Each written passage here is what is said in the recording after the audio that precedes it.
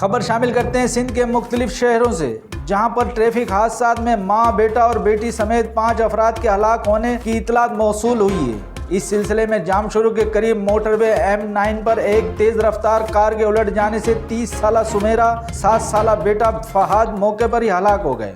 और दीगर 4 अफराद जख्मी हो गए और मोरो के 3 मोड़ स्टॉप के करीब ट्रैक्टर और मोटरसाइकिल की टक्कर के नतीजे में गांव मुबारक भड़रों की रिहायशी औरत और उसकी बेटी फौत हो गई हैं और शहदादपुर के करीब टंडो आदम रोड पर जलाल मरी के करीब 2 मोटरसाइकिलों के टकराने से शहदादपुर के महल्ला माई सोनी का रिहायशी 55 साला अली शर मलिक मौके पर ही हलाक हो गया और तीनों मुख्तलिफ हादसा के मकामात पर पुलिस ने पहुंचकर लाशों को मुताल्लिका अस्पताल रवाना कर दिया। मज़ीद खबरों और अपडेट के लिए विजिट करें हमारा YouTube चैनल HRJDO न्यूज़।